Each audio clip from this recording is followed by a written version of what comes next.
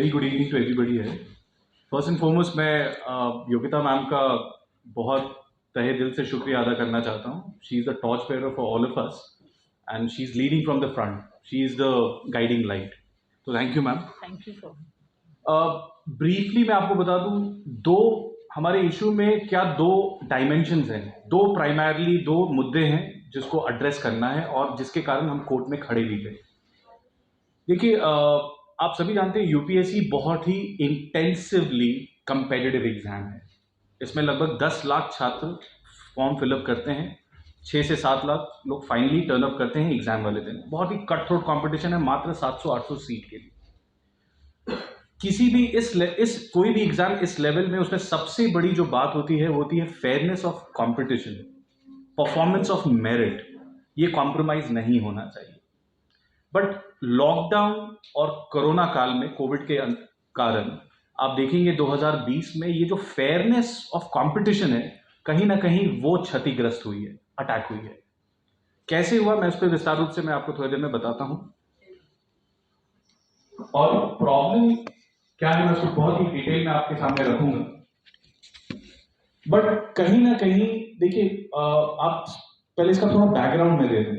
हम सभी छात्र जो देश भर से हैं, बड़े शहरों में आके अपनी तैयारी करते हैं। उसका कारण क्या है? कारण है सुविधाएं। हम जो रिमोट एरियाज में है, फार फ्लंग एरियाज में है, गांव देहात में है, वहां पे वो सुविधाएं नहीं है। क्या सुविधाएं हमें चाहिए? सबसे इंपॉर्टेंट है कि देखिए, यूपीएससी जो एग्जाम है वो गवर्नमेंट ऑफ इंडिया जो पॉलिसी बनाती है उसके बारे में बहुत सारे क्वेश्चंस पूछे जाते हैं, because eventually you will be joining the government. So governance के बारे में आपको अच्छा खासा उसका ज्ञान होना चाहिए। तो हर साल गवर्नमेंट पॉलिसी चेंज करती है, इससे मतलब you should be abreast of the current developments. Current affairs का बहुत बड़ा इंपॉर्टेंस है हर साल। कुछ लोगों का मानना है आप 6 साल से तैयारी कर रहे हैं, 6 महीने की लॉकडाउन हो गई तो कौन सी बड़ी बात हो गई, आप तो 6 साल से तैयारी। देखिए, तैयारी हर साल करनी पड़ती है, हर एक नया एग्जामिनेशन साइकिल में फ्रॉम द स्क्रैच स्टार्ट करना पड़ता है। यूपीएससी के सिलेबस में स्टैटिक जो सिलेबस होता है एक कंपोनेंट है, बट एक बहुत बड़ा कंपोनेंट करंट अफेयर्स का है, जो हर साल आपको प्रिपेयर करना होगा। एक साल आपने प्रिपेयर कर लिया, इसका ये मतलब नहीं कि अगले साल आप दूसरे एग्जामिनेशन साइकिल में जाएंगे तो आपको दोबारा पढ़ना पड़ेगा।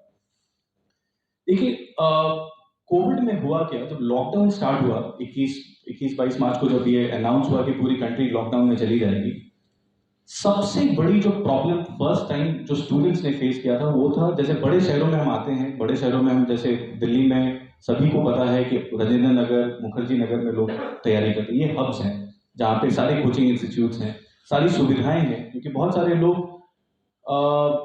वहाँ पे छोटी छोटी लाइब्रेरीज भी हैं, माइक्रोकॉस्म ऑफ लाइब्रेरीज हैं, प्रिपरेटरी सेंटर्स है, जहाँ उसका पूरा उपयोग करते हैं, फुल मेजर में यूज करते हैं, वहाँ जाके तैयारी करते हैं, क्योंकि वो अपने अफोर्ड नहीं कर पाएंगे।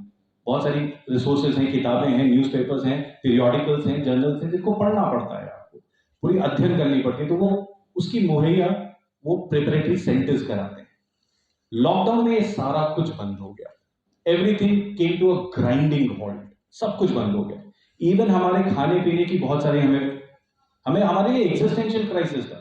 हम खाने पीने के लिए भी भाग दौड़ कर रहे थे कि कहाँ खाएं, क्योंकि सब कुछ बंद हो चुका था, सारे मेस बंद हो चुके थे, होटल्स बंद हो चुके थे। तो हमारे लिए एक एग्जिस्टेंशियल क्राइसिस था। आपको याद होगा कोविड के दौरान एक बड़ा पलायन माइग्रेंट लेबरर्स का हुआ था। बट कहीं ना कहीं हम ये भूल रहे हैं कि एक बहुत बड़ा तबका स्टूडेंट का भी मास एक्सोडस हुआ, जहां जहां से हम लोग आते हैं दिल्ली जैसे शहरों में। तो हम लोग अपने घर चले गए, हमें लगा कि 21 दिन में लॉकडाउन खत्म हो जाएगा, हम वापस आ जाएंगे। बट अनफॉर्चुनेटली लॉकडाउन इंक्रीज, उसको उसको फर्दर उसको बढ़ाया गया। तो ऐसे अनसर्टेनिटी में हम वहीं रहना, हमने डिसीजन लिया कि हम घर पे ही रहेंगे।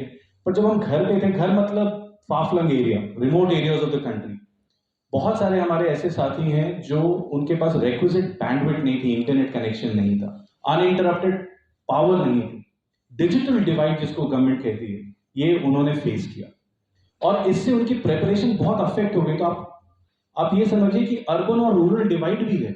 अर्बन एरियाज में भी लोग कोविड से इंपैक्टेड थे, बट जो रूरल एरिया के लोग हैं वो बहुत ही ज्यादा इंपैक्टेड थे।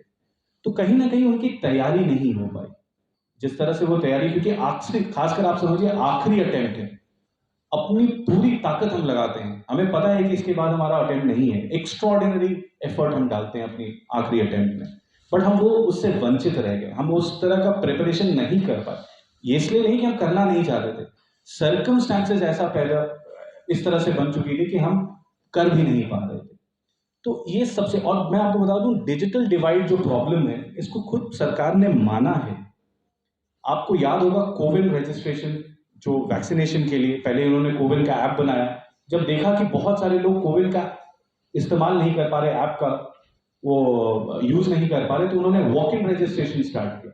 क्यों किया? क्योंकि कहीं ना कहीं गवर्नमेंट ने माना, माननीय सुप्रीम कोर्ट ने भी सुओ मोटो पिटिशन में बोला है कि डिजिटल डिवाइड एक बहुत बड़ी एनकम्पासिंग प्रॉब्लम है कंट्री की, और इसको हमें एक्सेप्ट करना पड़ेगा गवर्नमेंट को। तब गवर्नमेंट ने वॉक इन रजिस्ट्रेशन के लिए अलाउ किया। वही डिजिटल डिवाइड हम स्टूडेंट्स ने भी फेस किया है अपने प्रिपरेशन के कॉन्टेक्स्ट में। तो कहीं ना कहीं सरकार इतनी सेलेक्टिव नहीं हो सकती है। एक मुद्दे में आप डिजिटल डिवाइड को रिकॉग्नाइज कर रहे हो, दूसरे इशू में आप नहीं रिकॉग्नाइज कर रहे हो, तो ये बड़ा सेलेक्टिव है, डिस्क्रिमिनेटरी अप्रोच है। आपको अगर करना है तो यूनिफॉर्मली उसको एक्सेप्ट करना होगा। हाँ, ये बहुत बड़ी प्रॉब्लम है। तो पहला जो मुद्दा है हमारा, जो इशू में जो एक कंपोनेंट है, कि बहुत सारे छात्र प्रिपेयर नहीं कर पाए, और प्रिपेयर नहीं कर पाए तो कहीं ना कहीं वो जो एग्जाम देने चले गए, क्योंकि आखिरी अटेम्प्ट था, कोई क्लैरिटी नहीं थी। और आपको मैं एक और बात पे ध्यान आपका ले जाना चाहता हूं कि 2020 में यूपीएससी ने भी इस चीज को एक्नॉलेज किया। 31 जुलाई 2020 को यूपीएससी एक नोटिफिकेशन निकालती है, सेकेंड विंडो फॉर विड्रॉल। क्योंकि क्यों निकाला, आप थोड़ा इस पर सोचिए कि सेकेंड विंडो फॉर विड्रॉल 1 अगस्त से लेकर 7 अगस्त तक वो एक ऑप्शन देती है कि आप इसे ऑप्ट आउट कर सकते हो।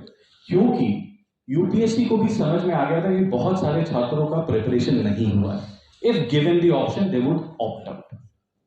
बट वो कहीं ये भूल गई कि फाइनल अटेम्प्टर इस विंडो से कैसे निकलेगा बाहर, क्योंकि वो तभी निकल सकता था जब एक उस पॉलिसी में एक अश्योरेंस आता है कि अगर आप फाइनल अटेम्प्टर हैं, विंडो से निकलना चाहते हैं, आप सभी को यूपीएससी एक और कॉम्पनसेटरी मौका देगी अगले साल, जब सिचुएशन ठीक हो जाएगी। तो ये चीज कहीं ना कहीं पॉलिसी, इनएडिक्वेट पॉलिसी लेकर आई। It was not a well thought out policy. बहुत ही लगा कि मतलब it's a very incomplete policy, तो वो भूल गए फाइनल अटेम्प्टर्स को। तो कहीं ना कहीं मैं इस बात पे आप सभी के ध्यान ले जाना चाहता हूं कि यूपीएससी ने भी एक्नॉलेज किया है, अदरवाइज वो सेकेंड विंडो नहीं निकलती। अच्छा, इसके बाद हुआ ये कि 30 सितंबर को, जैसे अमूल्य ने कहा कि वसी रेड्डी पिटीशन जो गया था फाइनल अटेम्प्ट, हम चाहते थे पोस्टपोनमेंट हो जाए एग्जाम, ताकि जो हम पढ़ाई नहीं कर पाए हैं और ठीक से मौका मिले, हम अपनी पूरी तैयारी अच्छी तरह से करके एग्जाम में जाके सम्मिलित हों। बट अनफॉर्चुनेटली वो पोस्टपोन नहीं होता है। माननीय सुप्रीम कोर्ट का मानना था कि इसको हम इंडेफिनेटली पोस्टपोन नहीं कर सकते, वो भी उसके अलग चैलेंजेस हो जाएंगे, एग्जामिनेशन साइकिल डिस्टर्ब होगा, बहुत सारे लोग जो प्रिपेयर्ड हैं वो देना चाहते हैं, तो उन्होंने बोला हम पोस्टपोन नहीं करेंगे। बट सुप्रीम कोर्ट ने आप देखेंगे अगर उस जजमेंट को, उस ऑर्डर को, इनफैक्ट उसमें बहुत बाकायदे अनइक्वोकल टर्म्स में सुप्रीम कोर्ट ने एक ऑब्जर्वेशन दिया कि भाई उन छात्रों का क्या जो फाइनल अटेम्प्टर्स हैं, जो अगले साल एज बार्ड हो जाएंगे, जो एग्जाम नहीं दे पा रहे हैं या किसी तरह कोविड पैंडेमिक सिचुएशन से अफेक्टेड हैं, उनके लिए कुछ कीजिए। उन्होंने एक रिकमेंडेशन दिया गवर्नमेंट को, यहां तक कह दिया कि एक्सपीडिशियसली जल्द से जल्द इसको लेकर आए, क्योंकि ये क्लैरिटी चाहिए। बट अनफॉर्चुनेटली 30 तारीख को ये ऑर्डर आता है, 4 तारीख को हमारी एग्जाम हो जाती है। ये जो 4 दिन का अंतराल था, इसमें बड़ा कंफ्यूजन था, क्योंकि हम एक्सपेक्ट कर रहे थे कि सुप्रीम कोर्ट का जजमेंट आया है, ऑर्डर आया है, तो कुछ ना कुछ सरकार एकदम तत्कालीन इसमें कुछ ना कुछ क्लैरिफिकेशन लेकर आएगी। मेरे बहुत सारे ऐसे साथी हैं जो इस अटर स्टेट ऑफ कंफ्यूजन में, उनकी प्रिपरेशन नहीं हुई थी, बिल्कुल प्रिपरेशन नहीं हुई थी, वो डिजिटल डिवाइड के बहुत ज्यादा वो उससे इंपैक्टेड थे, बट ये अटर स्टेट ऑफ कंफ्यूजन में, डिस्पेयर में वो जाके एग्जाम में पार्टिसिपेट कर देते हैं, दो दे वर नॉट प्रिपेयर्ड। तो पहला बिंदु ये है हमारे इशू का कि जो भी एग्जाम में दे, बहुत सारे ऐसे लोग हैं जो लोग एग्जाम में जरूर सम्मिलित हुए पर उनकी प्रिपरेशन अच्छी नहीं थी, और वो सर्कमस्टांसेस के कारण उनकी प्रिपरेशन नहीं हो पाई थी। दूसरा जो बिंदु है हमारे इशू में, जैसे जिस कैटेगरी में मैं भी फॉल करता हूं, देखिए एक ऐसी कैटेगरी है जो एग्जाम नहीं दे पाई। एक तो एग्जाम दिया पर उनकी प्रिपरेशन नहीं थी, दूसरी कैटेगरी है जो एग्जाम दे ही नहीं पाई। वो कौन से लोग हैं? जैसे मैं था, मेरे माता पिता को कोविड पॉजिटिव हो गया था, वो हॉस्पिटलाइज थे, उनकी ट्रीटमेंट चल रही थी, क्योंकि मैं उनके कांटेक्ट में था, मैं फैमिली मेंबर हूँ तो उनके कांटेक्ट में था, मैं उनकी देखभाल कर रहा था। मुझे 14 दिन के लिए मैंडेटरी क्वारंटाइन किया जाता है मेरे घर पे ही, होम क्वारंटाइन, घर को सील कर दिया जाता है। और अगर मैं उस क्वारंटाइन से निकलता बाहर, मैं जंप करता, किसी तरह बाहर आने की कोशिश करता, तो मुझे डिजास्टर मैनेजमेंट एक्ट के अंतर्गत और सेक्शन 188 ऑफ आईपीसी के अंदर मुझ पर कार्रवाई होती, जिसमें मुझे जेल हो सकती थी। और अगर मान लीजिए मैं बाहर निकलता, क्योंकि अगर मुझे अलग बात है मुझे कोविड नहीं हुआ, बट उस समय वो 14 दिन के आप उसको फिर कंक्लूसिवली आप कह नहीं सकते कि कोविड है कि नहीं, क्योंकि 14 दिन तक वो देखा जाता है, आपको ऑब्जर्व किया जाता है। तो मेरे साथ एक ऐसे साथी हैं, उनका नाम ज्ञानेंद्र श्रीवास्तव है, वो 30 तारीख को खुद ही कोविड पॉजिटिव हो जाते हैं, वो इंस्टीट्यूशनली क्वारंटाइन हो जाते हैं। व्हाट अबाउट दोज पीपल जिनका वो आखिरी अटेम्प्ट था और क्वारंटाइन हो गए थे, उनके लिए यूपीएससी ने कोई सुविधा नहीं मुहैया कराया था कि उनके लिए स्पेशल सेंटर हो या कुछ ऐसा सर्कुलर निकाल देती यूपीएससी कि ठीक है जो कोविड है उनको क्वारंटाइन से एग्जाम के लिए निकलने का मौका दिया जाए, क्योंकि क्वारंटाइन सेंटर से या घर से। तो वहां पे यूपीएससी ने इसको भी मतलब एकदम ओवरलुक कर दिया, ध्यान में नहीं रखा। एक तो सेकंड विंडो के समय जो गलती हुई यूपीएससी से, सेकंड टाइम यहाँ पे गलती हो गई कि उन लोगों का क्या जिनको कोविड हो गया है जो एग्जाम दे और उसमें से उनका आखिरी अटेम्प्ट है। तो ये दो मुद्दे थे हमारे पास जो बहुत ही जेन्युइन थे। और हम क्वारंटाइन किसके अंतर्गत होते हैं? एमएचए के गाइडलाइंस के अंदर। अगर आप देखा जाए इसका एक दूसरा नजरिया है, दूसरा पर्सपेक्टिव है कि हमने लॉ फॉलो किया है, इसीलिए आज हमें इसका खामियाजा भुगतना पड़ रहा है। हमने बाकायदे लॉ फॉलो किया, हमने रूल्स को फॉलो किया, एमएचए के अंदर गाइडलाइंस निकलते हैं कि आपको 14 दिन का क्वारंटाइन होना होगा, और हम बाकायदे वॉलंटरली क्वारंटाइन हो गए ताकि हम सुपर स्प्रेडर ना बने, कोविड को और ना फैलाएं। सरकार कंट्रोल करना चाह रही है, तो उसमें हमने हमारा पूरा सहयोग था। पर आज उसकी खामियां, क्योंकि हमें उम्मीद था कि सरकार इस चीज को एक्नॉलेज करेगी और उसका एक भरपाई किया जाएगा, कॉम्पेंसेट किया जाएगा। बट अनफॉर्चुनेटली सरकार जब नहीं करती, हम वापस खड़े होते हैं सुप्रीम कोर्ट में। पिछले साल भी हम जब सितंबर के बाद हम खड़े हुए थे, हम हम लोगों ने ऐसे तो 4-5 पिटिशन गए थे, बट मैं 2 पिटिशन से रिलेटेड हूँ, मैं उसमें इन्वॉल्व हूँ, तो मैं कह देता हूँ, कहना चाहता हूँ आपको कि जो पहला पिटिशन था उसमें सरकार का पक्ष रखने आए थे लर्नेड एडिशनल सॉलिसिटर जनरल अमन लेखी। उस समय सरकार का जो स्टैंड था कोर्ट में वो ये था कि ये बहुत अर्ली है, प्री मच्योर है आपका पिटिशन, क्योंकि ये रूल्स बनते हैं जनवरी में। तो सरकार ने ये पक्ष लिया कि it's too premium, it's it's it's premature, it's too early for you to file this petition, because हम सरकार से क्लैरिटी मांग रहे थे। सुप्रीम कोर्ट ने भी सरकार की इस बात को समझा कि ठीक है इसमें समय लगेगा, रूल्स बनाएंगे, बट अमन लेखी ने अश्योरेंस दिया था कि गो हेड विद द प्रिपरेशन, जब सही समय आएगा हम एडिक्वेटली आपके कंसर्न्स को एड्रेस करेंगे। तो हम इसी उम्मीद में अपनी प्रिपरेशन स्टार्ट कर लेते हैं। बहुत सारे लोग, आपको पता होगा कि कोचिंग इंस्टीट्यूट में पढ़ना एक एक्सपेंसिव प्रोपोजिशन है। बहुत सारे जो हमारे साथी थे वो एनरोल करा लेते हैं, लाखों रुपए खर्च कर देते हैं, और फिर फरवरी में पता चलता है जब नोटिफिकेशन आती है तो उसमें कोई रिलीफ नहीं मिला हमें। तो ये हमारे साथ मतलब सरासर हमें लगा कि हमारे साथ एक तरह का मतलब ये हमसे नाइंसाफी, मतलब काफी बहुत बड़ी नाइंसाफी की गई। हम दोबारा खड़े होते हैं सुप्रीम कोर्ट में, मजबूर है, क्योंकि सरकार ने कहा था कि कुछ करेंगे, कुछ किया नहीं। फाइनली जो दोबारा पिटिशन हम फाइल करते हैं उसकी डिसीजन 22 जुलाई को आती है। 22 जुलाई में सुप्रीम कोर्ट, माननीय सर्वोच्च न्यायालय भी मानती है इस बात को बहुत अच्छे से कि वाकई में जेन्युइन इशू है, कुछ गड़बड़ हो गई है। और उन्होंने during the course of hearing, justice Khanwilkar was the presiding जज, उन्होंने कहा भी, उस समय ऐश्वर्य भाटी आई थी जो लर्नेड एडिशनल सॉलिसिटर जनरल हैं सरकार का पक्ष रखने, तो उनसे कहा भी कि कोई कुछ किया जा सकता है, कुछ आप कर सकते हो। तो उन्होंने बोला कि I will convey this sentiment to the government. और माननीय सुप्रीम कोर्ट, सर्वोच्च न्यायालय ने हमें ये लिबर्टी दिया कि आप डिटेल्ड रिप्रेजेंटेशन कंसर्न अथॉरिटी जो डीओपीटी है उसके सामने रखिए, फाइल कीजिए अपना रिप्रेजेंटेशन। और यहां तक ही नहीं, सुप्रीम कोर्ट ने यह भी कहा कि एक लीनियंट व्यू लीजिए, एक लीनियंट स्टैंस लीजिए, जेन्युइन मुद्दा है। यहां तक मैं आपको ये भी बता दूं, I sat through the entire hearing being a lead petitioner, तो मैंने देखा था जस्टिस ऑनरेबल जस्टिस खन्ना ने यहां तक कह दिया था कि he can feel the heart break and it was a very difficult decision for the bench not to intervene the matter, because हमारा जो डिमांड था कि 142 आर्टिकल 142 को इन्वोक करके सुप्रीम कोर्ट डिस्पेंस करे जस्टिस।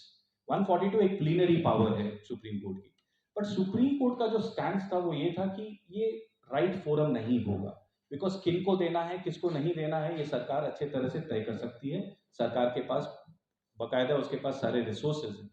बट आपको मैं बता दूं सुप्रीम कोर्ट बहुत पॉजिटिव थी जब उसने ये लिबर्टी दिया था कि आप सरकार को अप्रोच करें और सरकार को कहा था कि एक लीनियंट व्यू लेगी सरकार, तो supreme court was also very positive that सरकार is will certainly do something. हमने डिटेल्ड रिप्रेजेंटेशन 2 सितंबर को फाइल किया DOB। 4 महीने हो गए हैं, कोई इंटीमेशन नहीं। हमारी career is being prejudiced right now, हमें क्लैरिटी नहीं है, आगे बढ़ना है पीछे जाना है, देगी नहीं देगी, we are kept in the lurch. हमें इस डिलेमा में है कि क्या हमें मिलेगा ये अटेम्प्ट, क्या हम, और बहुत सारे हमारे ऐसे साथी हैं जिनको 1 साल ही नहीं 2 साल उनकी डैमेज हो गई है, इररिपेयरेबली डैमेज हो गई है 2020 और 21। तो हमने सरकार को कहा, जब हमने अपना डिटेल रिप्रेजेंटेशन फाइल किया, जब हम OSD सर से मिले थे, होम मिनिस्टर साहब नहीं थे तो उनके बिहाफ में OSD चिकारा सर मिले थे, हमने ये बात बखूबी आने की वोकल टर्म्स में उनके सामने रखा कि सर 2000, उनको याद दिलाया 2013-14 की बात कि सर 14 में सरकार जो थी, आपकी सरकार नहीं थी, मतलब बीजेपी की सरकार नहीं थी, कांग्रेस सरकार थी, पर उसने 2 अटेम्प्ट दिए थे CSAT के डिसरप्शन के लिए। CSAT आया था, ऑल ऑफ अ सडन आ गया था, तो वहां पे भी बच्चों ने, मतलब स्टूडेंट्स ने डिमांड किया था कि हमें कुछ एक्स्ट्रा टाइम चाहिए CSAT के अनुसार प्रिपेयर करने की। उसको रिकॉग्नाइज किया सरकार ने, 2 एक्स्ट्रा अटेम्प्ट बढ़ाए दिया गया और 2 साल बढ़ोतरी हुई आपकी एज लिमिट में। जब CSAT को रिकॉग्नाइज कर सकती है, CSAT से डिसरप्शन जो हुआ उसको एक्नॉलेज कर सकती है, तो इस बार तो सरकार का ऑफिशियल स्टैंड है कि once in a century crisis है, इसकी कोई तुलना है ही नहीं, इसकी कोई कंपैरिजन नहीं, इसका कोई पैरेलल नहीं है, क्योंकि कहीं ना कहीं ये भी बात सामने आ रही थी कि अगर हम आपको दे देंगे तो it will set a bad president, मतलब फिर हर साल कोई ना कोई आ जाएगा मांगने, तो जैसे फ्लड के लिए मांगेगा, साइक्लोन के लिए मांगेगा। तो ये भी बात मैं आपको क्लियर कर दूं कि खुद सुप्रीम कोर्ट ने और सरकार ने कहीं ना कहीं माना है कि ये स्केल की जो आपदा आई थी, त्रासदी आई थी, ये अनप्रेसिडेंटेड है। इस मैग्नीट्यूड की calamity in last 100 years of documented history में कहीं इसका कोई वर्णन नहीं है। जो क्लोजेस्ट माना जाता है स्पेनिश फ्लू हम बोलते हैं 1920s का। तो हम इसके बेसिस पे रिलीफ मांग रहे हैं। गुड इवनिंग गाइस, मेरा 2020 में लास्ट अटेम्प्ट था। मुझे सिम्टम्स थे बट मैंने एक टेस्ट तब नहीं करवाया। मुझे पता था कि अगर मैं पॉजिटिव आता हूँ तो मैं एग्जाम देने नहीं जा पाऊंगा, बट एग्जाम से एक दिन पहले मैंने डिसाइड किया कि मेरी एज बची हुई है, तो मैंने अपना अटेम्प्ट नहीं दिया। और एग्जाम के 1 हफ्ते बाद जब मैंने टेस्ट कराया तो मैं पॉजिटिव था। मैंने घर के सभी लोगों का टेस्ट करवाया, मेरी मदर भी पॉजिटिव थी। यहाँ रीजन हम सब ये दे रहे हैं कि क्वारंटाइन हो गए या कहीं किनके पेरेंट्स उनकी डेथ हुई है। यहाँ वो सभी बच्चे जो एग्जाम में लगे रहते हैं वो एक अलग दुनिया में रहते हैं। कोविड के दौरान हम सब अपने घरों में थे या कोचिंग में थे या किसी और शहर में थे, अपने घरों की तरफ गए। मैं आपको ये बता दूं, मेरा जहाँ मैं रहता हूँ सोसाइटी में मेरा घर सबसे पहले पड़ता है। मैं रोज अपने घर के नीचे 3 से 4 एम्बुलेंस जाते हुए देखता था। वो लोग जिनसे मैं सिर्फ 3 या 4 दिन पहले फोन पे बात की है वो अपनी जान गंवा चुके होते थे। और सिर्फ वो नहीं, जो बच्चे हैं, छोटे हैं या बड़े हैं, हर उम्र के लोग, हर कैटेगरी के, हर क्लास के लोग इसमें उन्होंने अपनी जान गंवाई है। और पिछले 1 साल से हम गवर्नमेंट से डिमांड कर रहे हैं कि जो हमारी बातें हैं वो सुनी जाए, क्योंकि हमारी डिमांड जेन्युइन है। इसमें सिर्फ गवर्नमेंट कहती है कि सिर्फ 600 या 700 बच्चे हैं जो ये डिमांड कर रहे हैं, बट ऐसा नहीं है। अगर हम सारे एग्जाम्स इसमें क्लम कर दे, अगर वी एड SSC IBPS, वो सारे स्टूडेंट्स हमारे साथ हैं, इट्स ऑलमोस्ट अराउंड 3.5 करोड़। अगर हम इनकी जो एग्जाम फी होती है अगर हम उसको भी कैलकुलेट कर दें तो it's almost around more than 3.5 thousand crore rupees, almost $500 billion। मतलब गवर्नमेंट को ये फंड जाएगा, ये देश की तरक्की में ही लगेगा। और हम अगर सेलेक्ट होंगे तो देश के लिए कुछ अच्छा करेंगे। हम यहाँ नौकरी की डिमांड नहीं कर रहे हैं, हम एक फेयर चांस की डिमांड कर रहे हैं कि हम एग्जाम में बैठने दे रहे हैं, उस हॉल टिकट की डिमांड कर रहे हैं। और ये फेयर चांस मुझे लगता है हम सबको मिलना चाहिए, क्योंकि कोविड में गवर्नमेंट ने हर सेक्टर को देखा है, हर सेक्शन को देखा है, बट स्टूडेंट्स को इग्नोर किया है। तो मुझे लगता है गवर्नमेंट हमारी बात सुने, होम मिनिस्टर जी हमसे मिले। हम उस दिन जब गए थे हम सारी डिटेल्स के साथ गए थे, सभी बच्चों के नाम थे वहाँ पे, कॉन्टैक्ट डिटेल्स थी, इवन सिग्नेचर थे कि कौन बच्चे मिलने आ रहे हैं। उसके बाद भी हम डिटेन कराया गया, उसके उन्होंने अपॉइंटमेंट दी थी, उसके बाद फिर डिटेन कराया गया, उसके बाद हम 2 बार और डिटेन हो चुके हैं। इन्हें बच्चों से क्यों डर लग रहा है, उन्हें मिलने में दिक्कत क्या है? 2 मिनट अगर नहीं है उनके पास तो फिर वो क्यों है होम मिनिस्टर? वो छोड़ दे, किसी और को हम ले आएंगे। और मोदी जो बात बात कहते हैं कि हम अच्छा देश बनाएंगे या फिर हम अच्छे दिन लाएंगे, शायद वो नहीं ला पाए, बट अगर हम इस एग्जाम क्लियर करके कुछ बनेंगे तो शायद जरूर ले आएंगे। Thank you.